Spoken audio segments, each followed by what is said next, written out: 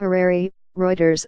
Zimbabwean President Emmerson Mnangagwa on Wednesday promised zero tolerance in his government's push to punish corruption that stifled political freedom and economic growth under Robert Mugabe's 37-year rule. Mnangagwa, giving his first State of the Nation address since he assumed power last month following a de facto coup that ousted his 93-year-old predecessor, has sought to draw a line under years of endemic corruption and impunity. Under pressure to deliver results, especially on an economy crippled by severe currency shortages, Mnangagwa said reforms of a bloated state sector would be launched in early 2018. With opposition parties calling for widespread political reforms before an election next year, he repeated a promise that his government would do everything in its power to ensure a credible, free and fair ballot.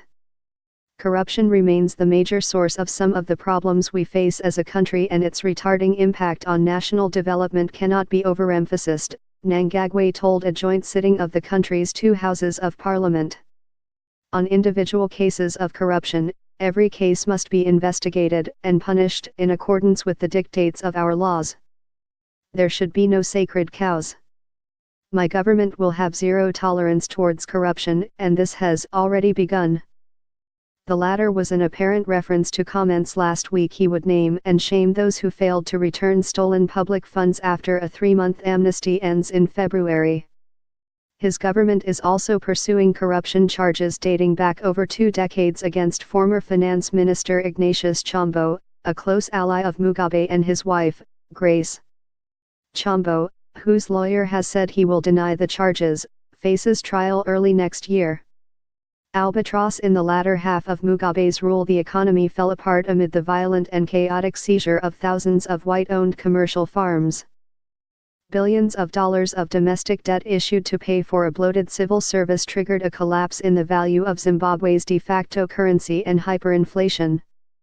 Mnangagwa said the government would in the first quarter of next year announce a program to reform, commercialize or shut down some state-owned firms he said had been for a long time an albatross around the government's neck.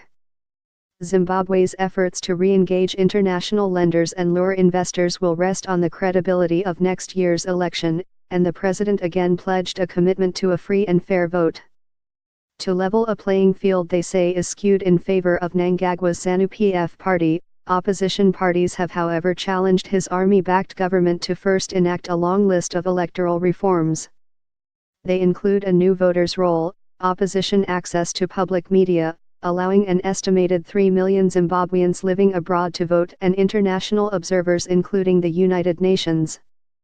We would like to see genuine, credible electoral reforms that will lead to free and fair elections, and they must be underwritten and guaranteed by the international community, Tendai Biti, leader of the opposition MDC Alliance, told reporters ahead of Mnangagwa's address.